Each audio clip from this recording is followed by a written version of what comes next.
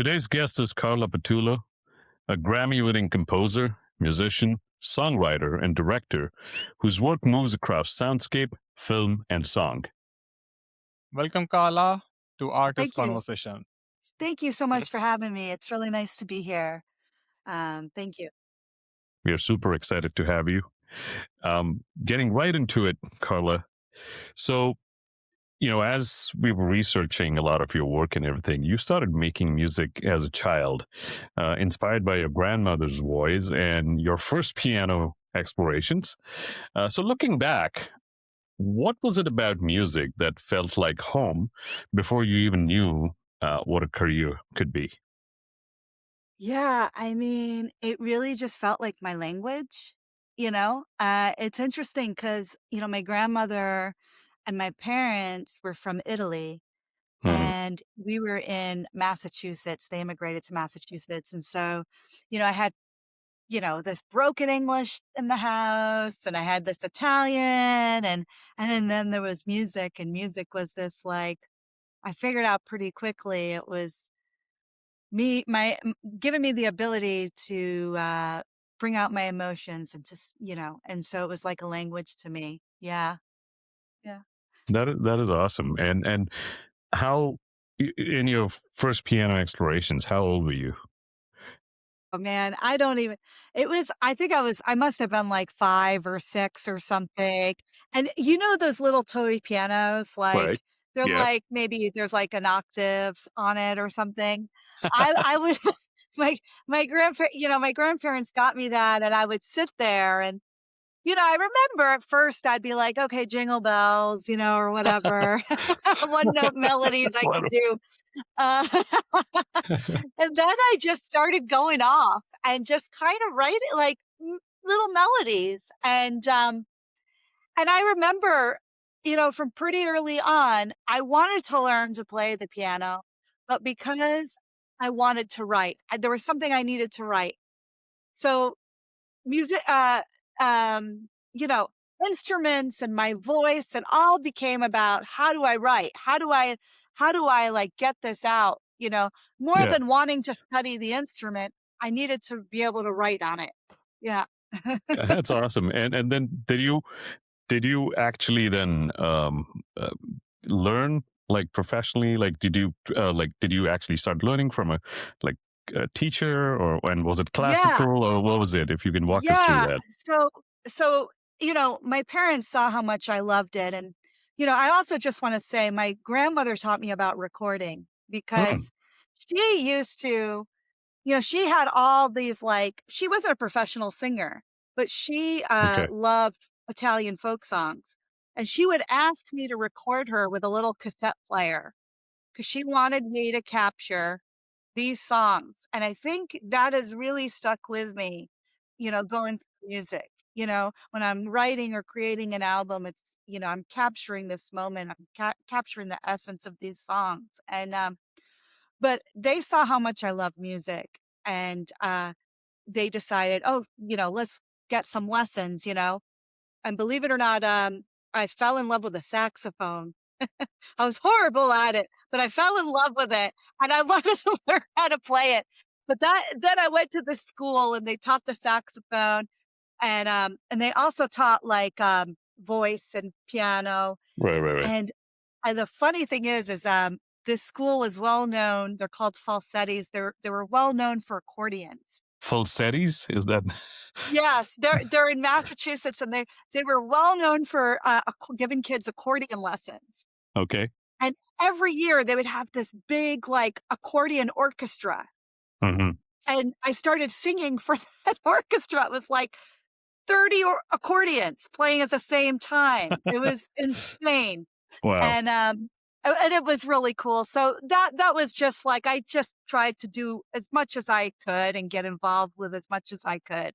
Uh, because I knew I needed to learn how to play. I needed to learn how to perform because at that time I felt that's how I was really gonna get my songs out there and my compositions out there. Yeah. That's awesome. And did I hear correctly, an accordion orchestra? Yeah. It was like Wow. 30 accordions. They had a Wow. few guitar players, yeah, and a drummer. And they would go on, we would go on tour. We would go play like random little cities, and then they would have these huge competitions where there were other accordion orchestras, which was Wow. I've never heard of that, to be honest with you. I mean, I'm yeah, trying to kind of visualize and also imagine the sound over here.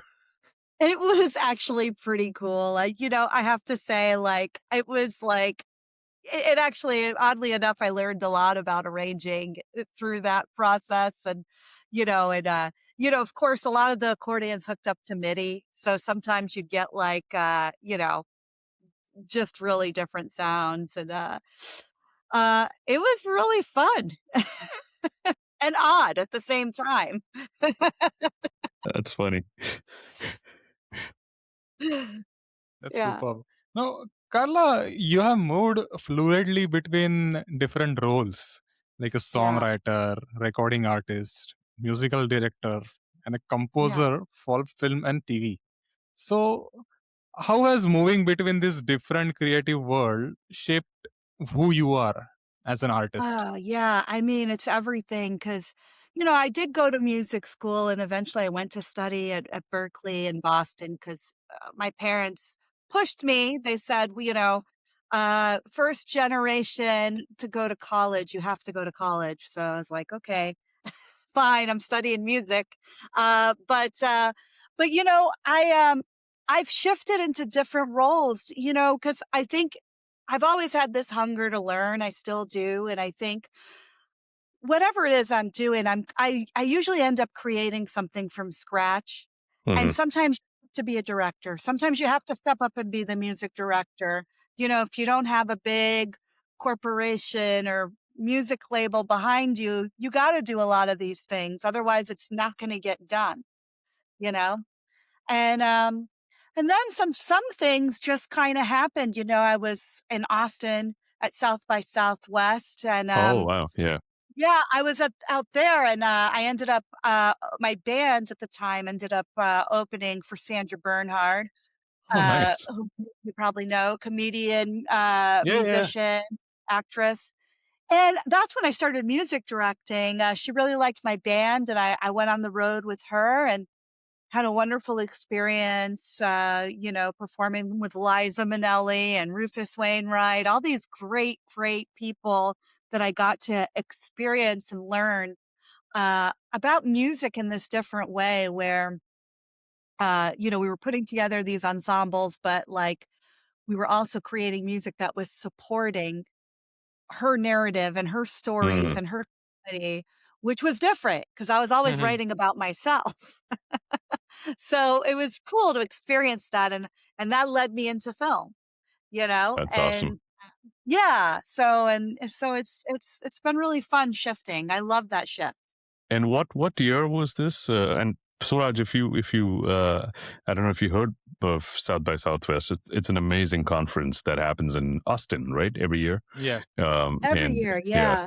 it's an amazing conference. And in fact, that's one conference I so want to go. And every time I came this close, even last year, and couldn't go. I definitely want to go one year.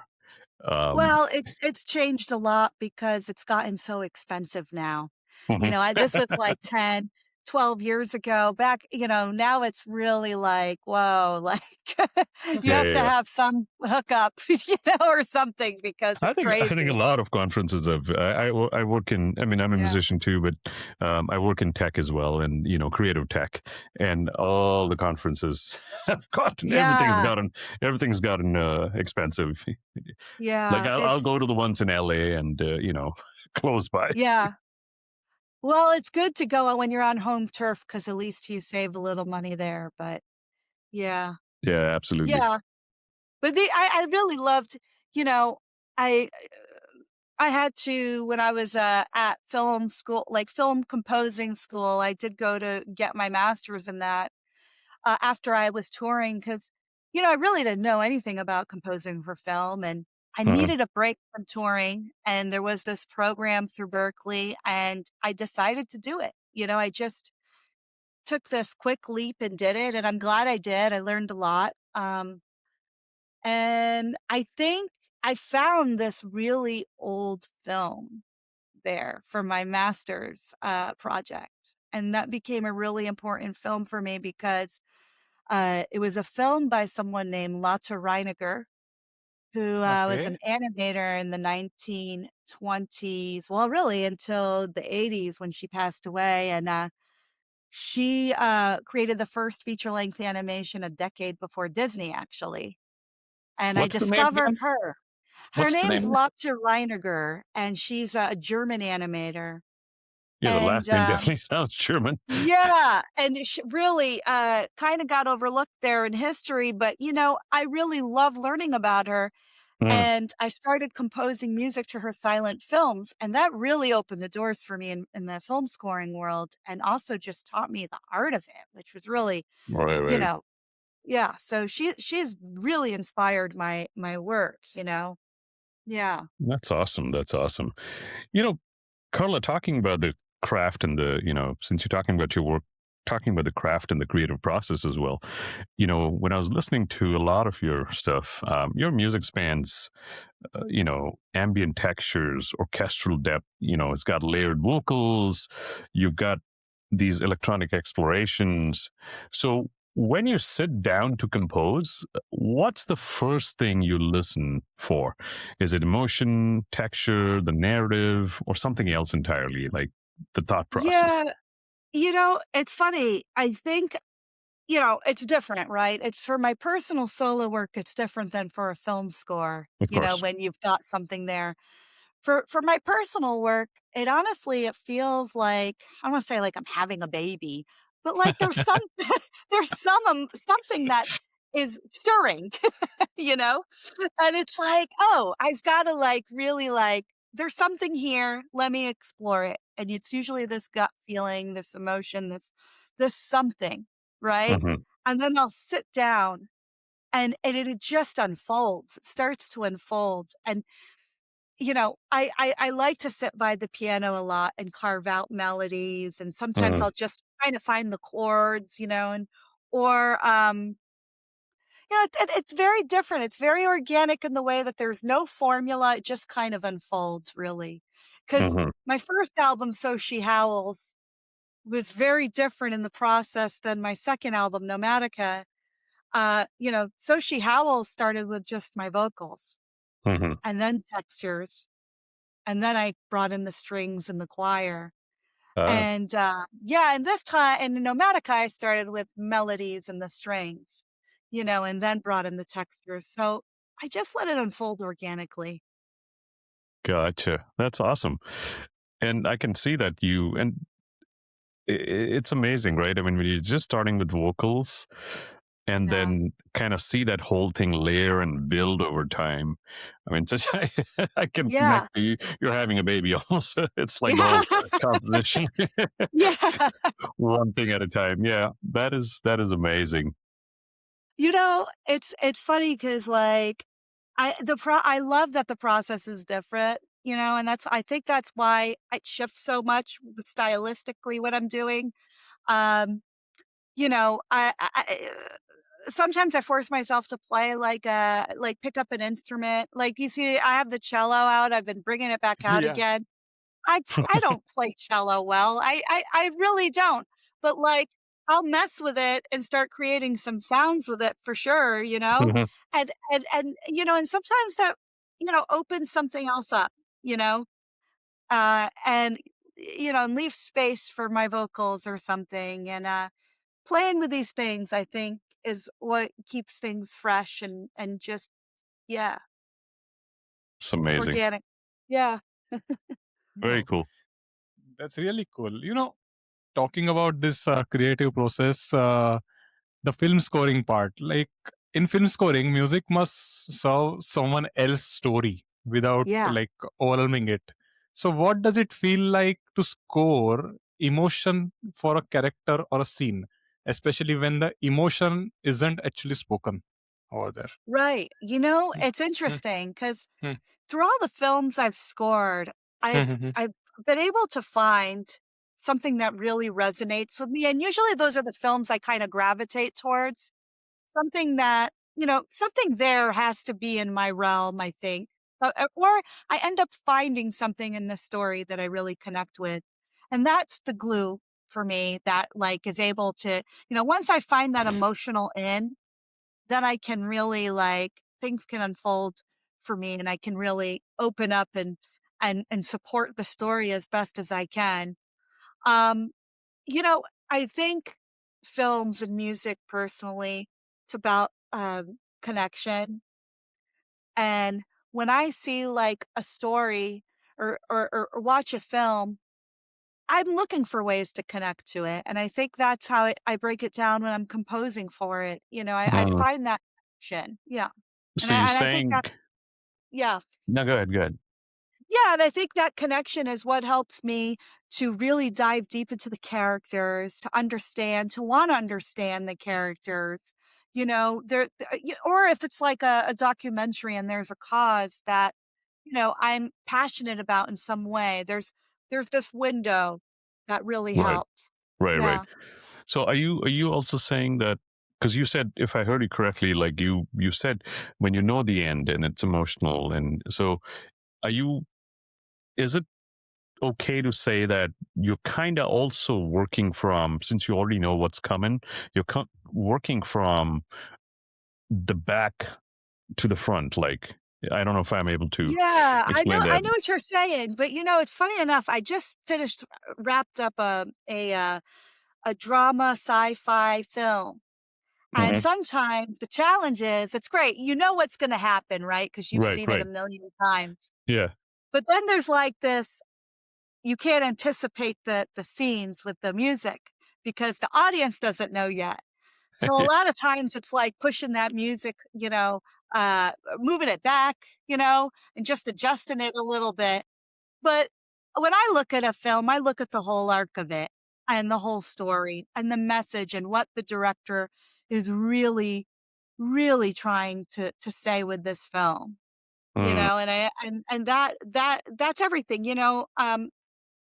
Uh I think I like personally to work away from picture at first oh, really? and just yeah, I just like to and this film, called Brother Save Us that I just wrapped, they even brought me out to set, which was really cool, Hmm. and, I got to record some sounds of, took place on a farm, and it was so I love that whole exploration of the film and Right. being in the world of the film. Yeah. Right, right, right, right. That's awesome.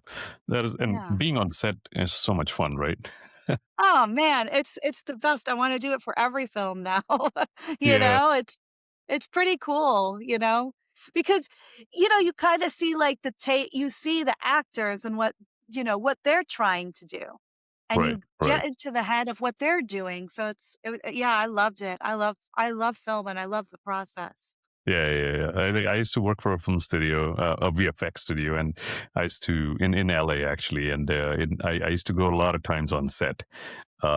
Cool. And oh yeah, yeah, yeah. And in the past, I've done that too, and it's just so much fun. And whether it's a film, whether it's sometimes it used to be like really national level big commercials, and sometimes music videos or what have you. And it's just so So nice to be in cool. that process to see, like, how they're doing it, and then how it's gonna come back in the computer. Yeah. And yeah, Well, as composers, we're in our rooms a lot by ourselves, and maybe we have a small team, but like on set, it's like this huge team effort. And it's so yeah. cool to be a part of it.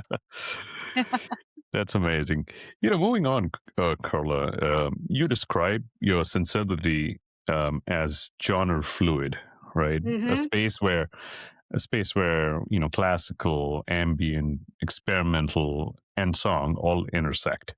So, how Yeah. do you hold on in all this? How do you hold on to your own voice while letting different genres speak through you? It's interesting. I'm going to take this one to a Philip Glass quote. I don't know if you guys are Philip Oh, Glass fans, yeah. but, I think I've been working on finding my voice for a long time. And there's something that Philip Glass says once you find your voice, then you got to lose it, you know? And there's something to that because I think I love not staying in the same place and not being put in a box. I think that's just personally, I Huh. don't like to be in a box, Mhm, mhm. And so I love that, and I think, you know, f 10 years ago, I was in a rock band. Then I Hmm. decided to, mess around with the orchestra. And if I hadn't done that, I wouldn't be where I am now. And I think when I go back and hear my old stuff, it's like interesting because I can hear myself in it, but I'm just growing and I want to continue to grow. I kind of, I don't want to say I get bored in the staying in the same place, but I think I'm changing as time passes, I'm changing and I don't want to restrict who I am or the music and where it wants to go. I just want to follow the flow of it. Yeah. Yeah. That's awesome. That's Hopefully really people will still listen, and still like it. I don't No, but know. no, but I like how you said you don't want to be, you don't like people or whoever, putting you in a box and like, hey, Yeah. this she only does this or she's only good for Yeah. that. That happens with I think every art form, right? For that matter. I mean, Yeah. it's not Yeah. not only composers or singers or songwriters or even like artists in every different genre. I've seen that. Like, so I think it's great that you kind of I like that whole fluidity of it. Like, oh yeah, I can do this. I can fit in here and I can adapt and I can change and I can deliver on all these different levels. That's pretty strong, I think. Yeah. And, I really feel like my work is based on the story and the Hmm. narrative. Hmm. And so sometimes that changes. Maybe I might delve into some more synth instruments to tell this story the way it needs to be told. I just that restriction is I'm gonna take advantage of being an independent artist and kind of getting to do what I want. Like no one's questioning. Yeah. It's like this is what I wanted to do. This is what I heard the voice in my head. Yeah, exactly. yeah, I hear exactly. voices. Here they let them be. That's awesome. That's the thing we just talked about, the flexibility, like adapting into different situations. Like it is very essential to transform. So, Yeah. you know, when I first heard your album, So She Howls, your Grammy-winning album, so it was emerged from some of your darkest moments, like Yes. including a near-death experience, a Yeah. personal loss, and Yeah. became a work that resonated with many. How Yes. does turning pain into sound change you as a creator and as a listener of your own work? Yeah, so She Howls was just so personal. It was fun to like I went to music again in this fundamental way of Mhm. I needed music. I don't know if you guys are aware, but when I wrote So She Howls, I was going through cancer.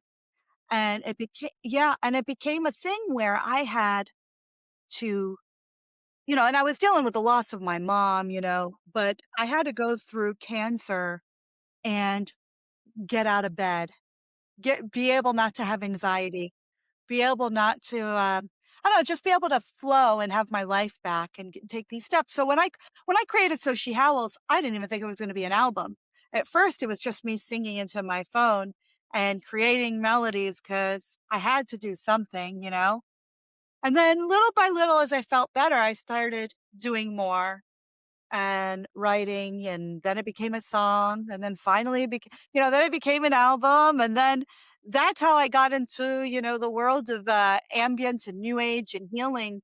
It really was just kind of like a album documentary about myself and what I was going through. And so I actually forgot your question.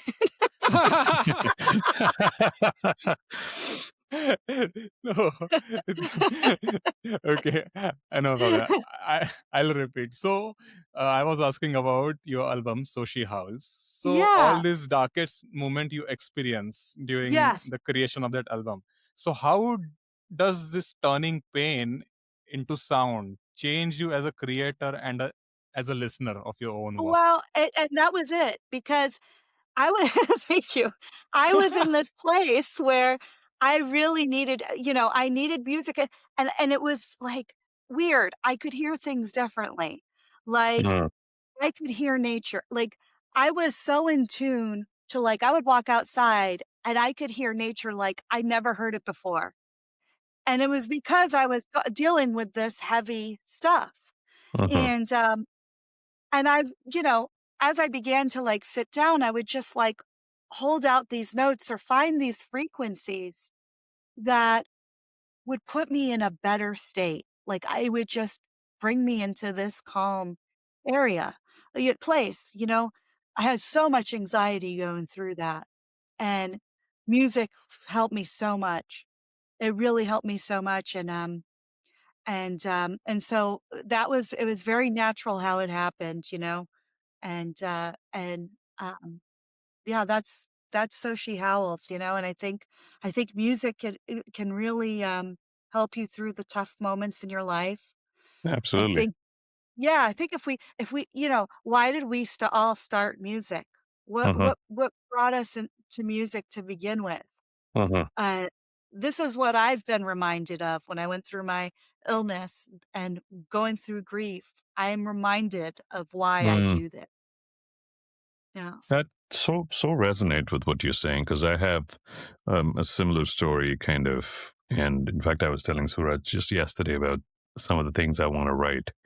And I've lost mom and dad and my brother, and it's just Sorry. constantly there. These thoughts and these some of these lines and some of these things keep coming to my head, and I definitely want to have a it's almost like an outlet, uh, uh, if you know what I mean, like, Yeah. because I write, I'll start writing lyrics. That's how I will start normally. I will start writing lyrics first, and Beautiful. then I'll put melody to it, and then I'll be like, okay. And so I'll take out my pad and I'll be like starting to scribble, and I'll be like, okay, these thoughts are coming, and I don't want these to go. And but Yeah. so resonate with you, and there's a it's almost like, do you feel that it almost, talking about what you went through and the personal loss and everything and some of your personal stuff too, like, do you think it kind of gave you a sense of purpose and a direction and a Definitely. yeah. Yeah.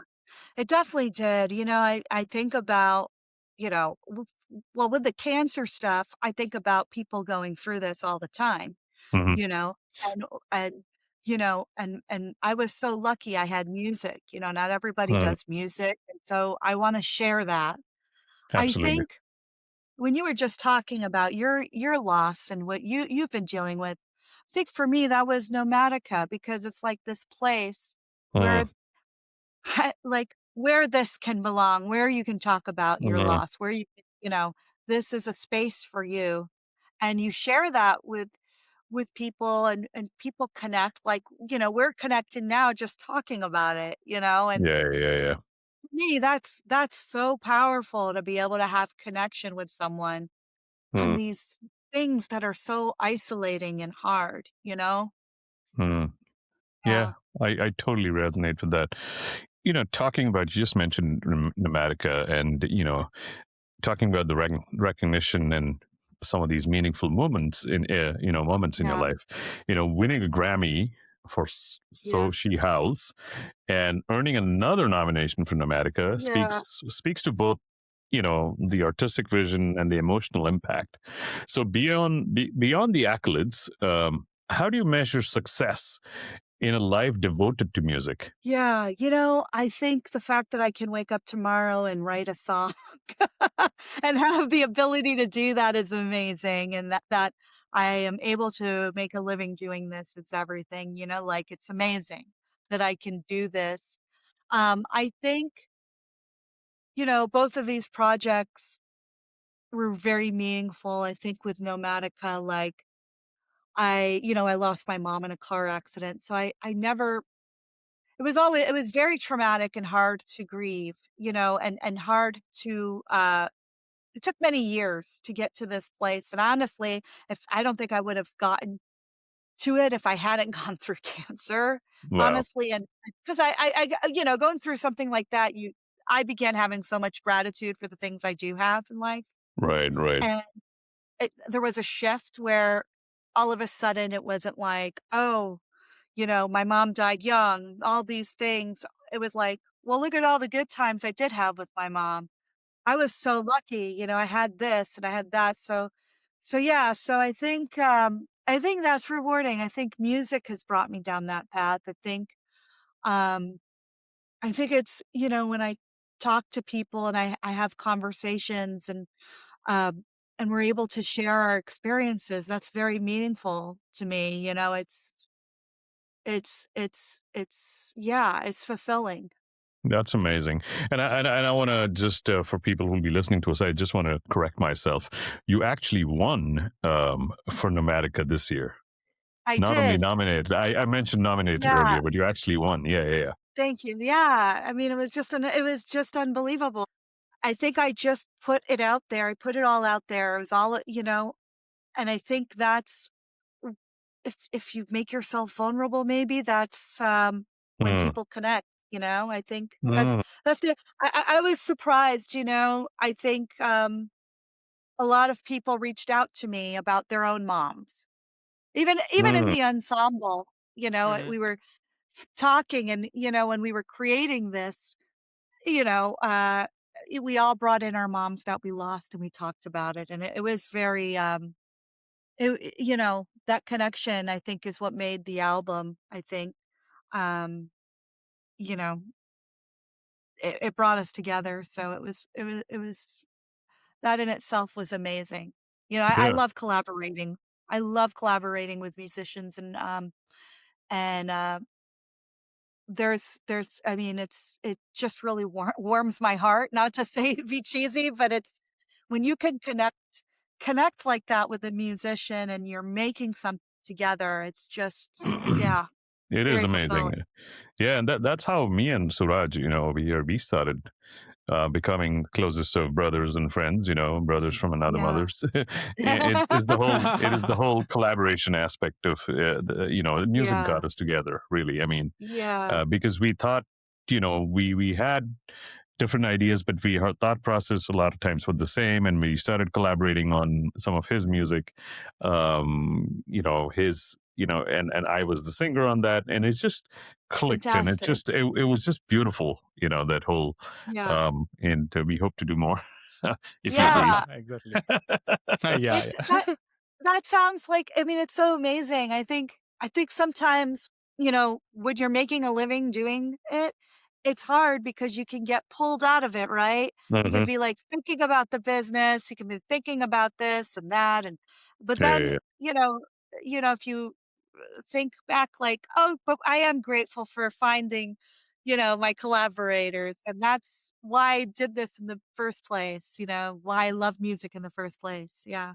that's amazing. And I really liked what you said. One of the things you said, when you kind of make yourself vulnerable, you kind of connect with more people.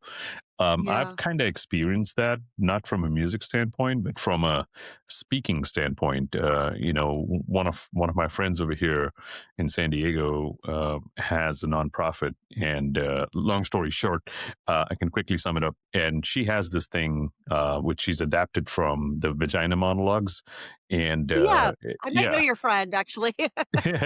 and she's basically done a version of it, and she's given it the Indian name, but it's still the same concept. And then she added Yeah. a thing to it, which was called monologues, where she was like, even men have stories to share. And I That's was awesome. one of the guys. One of the years, I was one of the guys. In fact, in April, we are doing 2 more shows, and I'll be speaking again my story. She wanted me to come back, and I'll be also singing in between when people are speaking, and it's such a talking about the whole vulnerable aspect of it. I could see when I did my story, I could connect with a lot of people, because I was also singing before as I was reciting my story. I was also singing in between my pieces, like of the story, and connecting them, just a cappella, right? No one was That's accompanying amazing. me or anything. But it's the whole vulnerable aspect that it just reminded me of that. Yeah. You invite people to come in with Hmm. that, Yeah, Yeah. that's a great way to put it. That's a great way to put Yeah. it. That's really That's cool. great. Yes. Moving ahead, Tara. Moving ahead, Carla. Uh, You your just called Tara. scores. So yeah, no, no. It's just We how had a it's Tara on about. the show. That's why. Yeah. So, our friend Tara Bayer, she was here 1 week ago. I So loved it her. was, Yeah, very yeah. cool. So it That's somewhat okay. stick on my tongue. Sorry for that. That's So okay. okay, so moving ahead, Carla. Okay, now I said it right.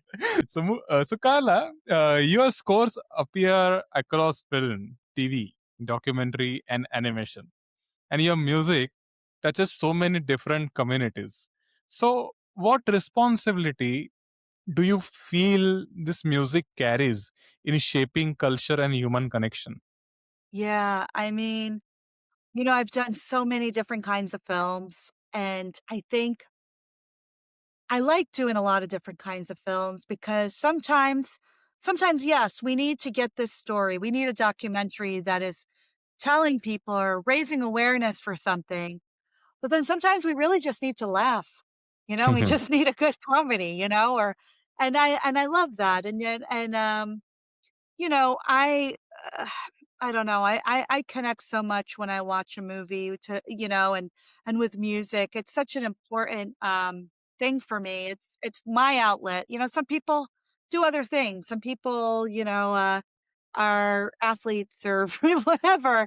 But for me, this is where I find my way. This is kind of where I'm just able to absorb things. And I love doing all different kinds because I think you just like it goes back to the whole genre fluid thing. I just don't like being in the same place all the time. I think I want to keep growing. I want to learn more about different things and yeah. Understood. That's really cool, and Yeah. but it's such a amazing thing with your music, Carla, and truly, it's because you're able to connect with people at like Suraj mentioned, it's film, it's TV, it's documentary, it's animation. Um, if I may say, I mean, sometimes it's different audiences too, right? Depending on the genre Yeah. of each and everything. Yeah. So you have that. I think you're very. Do you think you consider yourself very lucky to also? Of course, Yeah. you've done your, you've done I your mean, homework, and you've you totally deserve where you are. But do you also feel like sometimes I'm so lucky I'm able oh to kind of. yeah, every day. I mean, I think it's a tough business, as we all Mhm. know, Yeah, right? yeah, And yeah, yeah. and I think sometimes, like with film music, it's hard because I think a lot of times some directors, they want you to sound like someone else. And it's Mm, hard. Like, how do you navigate that? But I think at the end of the day, I feel very lucky for the opportunities. And I feel like I think that no matter how much somebody wants me to sound like someone, I won't. So, right, right. That is so that is that is so interesting you said that because I thought yeah. that would probably not happen over here, but it does, huh?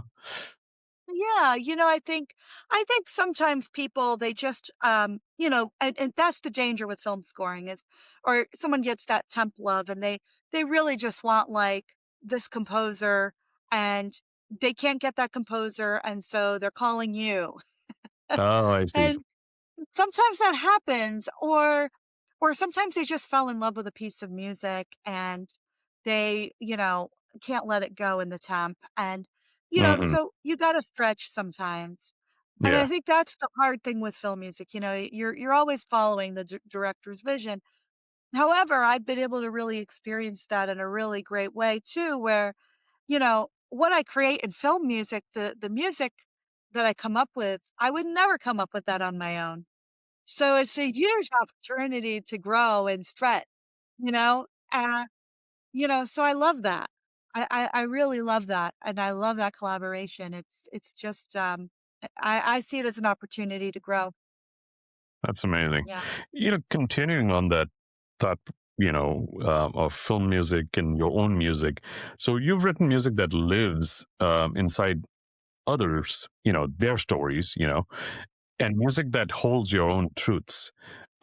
So how does the meaning of your work shift between these two worlds? Like when you're Yeah. composing for both? Yeah, it's very interesting. I think well, first of all, I think both of these worlds feed each other, you know? as far as like my sound and like, you know, I might develop something for a character and I could think about that character and think about, well, what was that? How do I resonate? What about that character resonates with me? And then maybe that starts to become part of my own sound and part of me, and I can bring that into my solo work or vice versa. Mm.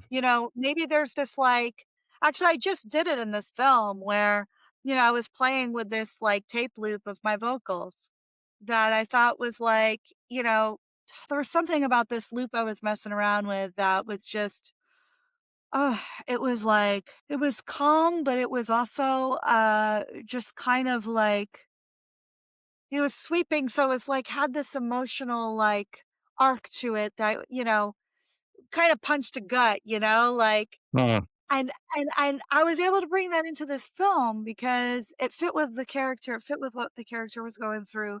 And anyways, so I think there are these connections between the characters and the storyline within my own story, and that's how I'm able to do both. Yeah. Yeah. No, Carla, one thing I would like to ask you or know from you as a composer's perspective. As you know, the writing for your own emotions and writing for someone else, these are like Yes. two different skill sets. So, Yes. first Yes. time when you went to writing for someone else's vision, so how difficult was it to adapt into this new thought process? I mean, it's hard. I think you have to listen and you have to develop a language really fast with the director. Mm. You know, that's the big thing. You're not writing about yourself, so now you've got another story, but you also are supporting the director. Mm. So, you have to really know how to communicate with them. And you have to be willing. This is the big thing, which I think has made me a better composer than I was 10 years ago, was that you have to be willing to throw things away and just let things go. Mm. You know, maybe you could keep it and use it later or whatever, Right, right. but you have to be willing to keep trying, Uh-huh. and not get stuck on the first thing that you write. Sometimes the first thing you write, though, ends up being what you go back to because there is something there is something about your gut when it writes something for the first time, when it sees a scene and how it reacts to it. But you also gotta be willing to, not have that ego of like, "Well, no, this is precious, this is beautiful," and Yeah, if you pull it apart, maybe it's better than what the director wants. But you have to trust the director because emotionally, they are so in tune emotionally to the story. We're coming from it emotionally, but we also are thinking about the composition of it, you know? yeah, yeah. You gotta let go about you gotta just go right back to that story. And, are we supporting what they need right now? Right, You right. know? No, Amazing. this part of the which you just said about the ego, like I read Yeah. this similar thing from one of our greatest musician. So he was telling about this thing. The moment when you are creating something for your own self, also, the you have to let it go. That okay, this is the one of the best composition I have made Yeah. till this date. It's like it's nothing. There are 1,000 people are still doing better than you, or you can say different or best thing than you. So just keep on working. Don't keep that Yeah. ego. Yeah. Yeah, you gotta let that go because Ex- if a film scoring will chew you up if you hold on to that and I'm pretty sure, yeah. a lot of yeah, and if you're working with a really good director, Mhm. they're gonna be pretty picky about what they want. They know what they want, which is better than working with someone who doesn't know what they want. Yeah, I think it makes it a better film, a better Yeah, yeah. absolutely. project, And it's you their know? vision. They're the client, and I mean that Yeah, applies to I think every yeah, art form, right? I mean every art form that yeah, applies to. Remember, Suraj, that one time I told you when you were editing someone's uh, Yeah, music video. yeah. So he was editing someone's music video, and the person told him, like, "I want it this way," and our man was at the time trying to hold on to it. I'm like, Yeah. dude, that person is the client. They hired you. They They want hired this. you, you gotta do it. Just do And, it. you know, and sometimes, you think, listen, sometimes you can step up and say, "Hey, Yeah, yeah, yeah. You, if we do this," but, yeah, at the end of the day, you gotta trust their vision, yeah, absolutely. Exactly. and and you're right, you just gotta say, "Hey," you gotta give them what they want. Um, Exactly. I think, I think that's definitely one of the challenges. I think the deadlines are another challenge, Mm, in film composition and TV especially. I mainly compose a lot of films and, you never know what turnaround you're gonna get, and it's hard because it's a lot of music. You're, writing 50 minutes or more of wow. music, in a month or something, and producing it and whatever, if you're lucky, and it's a lot, and, um, so you gotta be strategic about that, and, but, listen, I used to take, very long time to write albums, in my old band, and, I love the deadline now. I give myself as a soloist when I start working on stuff like Nomatica, I gave myself kind of a deadline. Uh, I mean, if it wasn't ready, I would have said, "Okay, not ready," but I think by giving myself that deadline, it just, like, got it done, I think it got me Hmm. to, really plan things out better, and when you're on a tight budget, Nomatica was on a very, very tight budget, okay? Mm, mm, We recorded a lot of it, we recorded a couple different studios, just the strings, but the choir, I shoved tonality in my little studio here and used some really good reverbs. But, when you have a tight budget like that, you got to be strategic and your deadline right, needs to be right. tight, you know, and, so that film scoring's really taught me a lot about that. Yeah. Uh, no, the Nomadica was really great. Like I heard it in a voting session, and I'm glad that I Ah, voted for a Grammy-winning thank album. thank you. Thank you. No, looking at Carla, what is a story or emotion you haven't put to music yet? Something that still calls you forward. Yeah, I think there's something about, I think a lot of people struggle with, um, especially younger people today struggle with mental health. Mm, And I think there's something very interesting there as far as using music as a way to help with that, you know? So that's been something I've been thinking about for a long time and kind of looking at researching some music therapy and, trying to find ways where music can really help people going through like deep depression and anxiety and that type of thing. Um, so I think that is something. I think I'm probably going to be on this like healing path of music and music mm, therapy experimentation for a while now because I just find it so fascinating, that's you amazing. know? Yeah. That's Yeah. amazing. I mean, it's almost like um, must be feeling, almost like meditation to you in a way, right? Yeah. Yeah. I meditate, but I'm also the type of person who needs to move. Mm, And that I need to move so like I can get things flowing and so I think there's something about music and movement that is very, that helps me a lot, with my own anxiety. So I think there's something powerful there and I hope to create something that um can help with that and be about that. Yeah. that is so amazing. Carla, thank you so much for spending this time with us. We really appreciate, the openness, the courage, and the care you bring to your work and your storytelling. Oh, thank you. Thank you so much for it's really been amazing talking to you guys No, and hearing your stories too. So thank you. Thank you for having me. no, It's been no. fun.